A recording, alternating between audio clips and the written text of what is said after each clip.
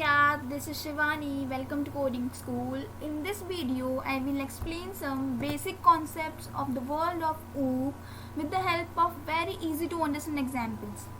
A good understanding of OOP's concept can help in decision making when designing an application, how you should design an application, and what language should be used. So let's start. If you want to learn what is OOP, then watch my previous video, link is in description. So the world of OOP is a mixture of class, object, encapsulation, abstraction, inheritance, and polymorphism. First we will discuss about class. A class is a template or blueprint from which objects are actually made. It is defined as a new data type, a user-defined type which contains two things, data members and methods. It is a specification of an object. How it will act as a specification? For example, if I say class student having methods like roll number, name, marks, and functions like curricular performance and extracurricular performance. If I say if a student is getting less marks, then his curricular performance will also get affected. It means changes in attributes results in changes in behavior. That's why it is a specification how that student object will look like, what it will have, and these all things are specified in class. Here you can check another example of class car and class dog with their data members and functions. Now move on to the next topic, objects, that are the basic unit of OOP. It has a unique identity of its state and behavior. For example, in dog class, a dog has states are color, name, and breed, and behaviors like wagging the tail, barking, and eating.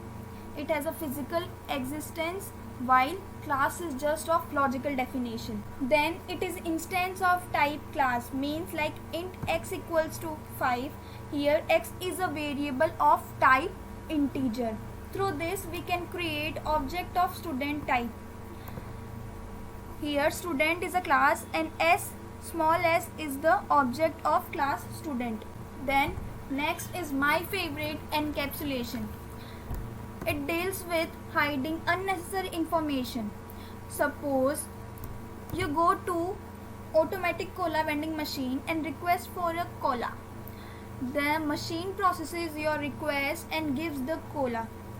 Did you ever imagine the inside mechanism? Doesn't matter. Unless it's functioning well. That's encapsulation. The object is wrapped and inner details are hidden. So here automatic cola vending machine is a class. It contains both data, that is cola, and operations. Also in most programming languages we can declare private variables in class which cannot be accessed outside the class.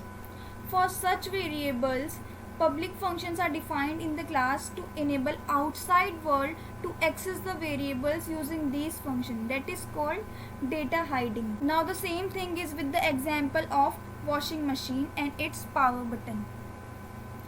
That's why the binding of the properties to the function is called encapsulation. The next topic is abstraction. See, abstraction focuses on what an object does instead of how an object is represented or how it works. That how we talk, how we walk, or how we hear. For example, when you press a key on your keyboard, the character appears on the screen. You need to know only this. But how exactly it works based on the electronically is not needed. This is called abstraction, means showcasing only the required things to the outside world while hiding the details. Okay, we saw encapsulation, how encapsulation and abstraction can help us develop and maintain a big code base. But do you know what is another common problem in OOP design? OOP are often very similar, they share same common logic, but they are not entirely the same. Oof.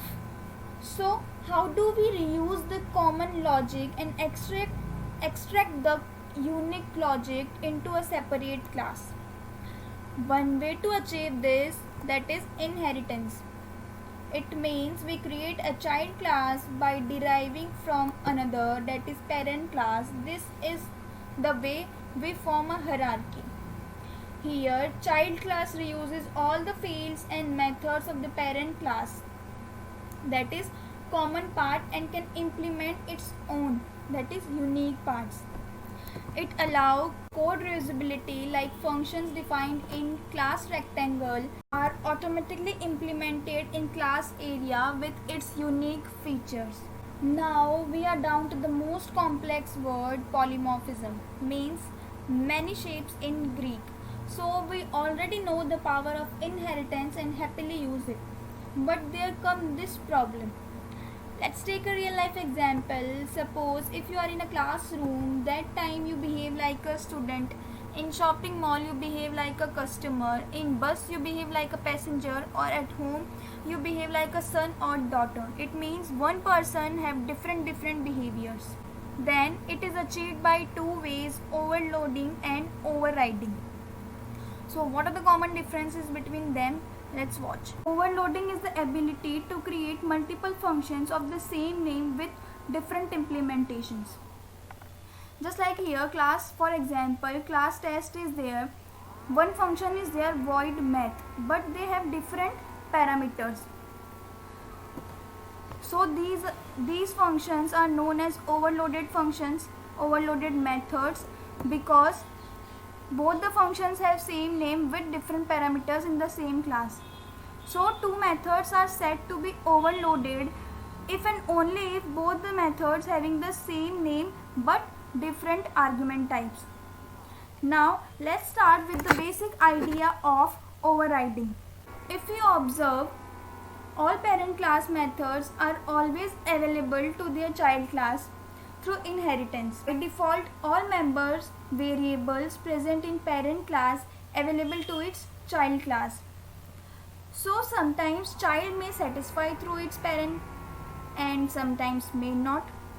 Just observe, we have a class parent. Parents are very much eager to provide large property to their next generation kids.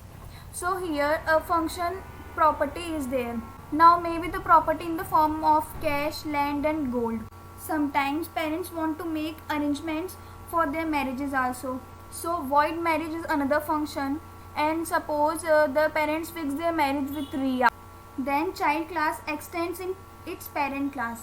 So here the child is happy with its land, cash and property, but want to redefine its marriage method because he want to marry with Supriya. So he redefined the marriage function with different implementation with Supriya. So here if you observe, child class is allowed to redefine the method based on its requirement. This process is called as overriding, means to redefine the method. The parent class method is overridden is called overridden method, and the child class method which is overriding is called overriding method. So pause your video and read the basic differences between overloading and overriding. Okay, this is it guys. Let's start with the process. I really hope you have learned something from this video. Do share with your friends and please smash that like and subscribe button. Do comment your views on this video. Thanks for watching.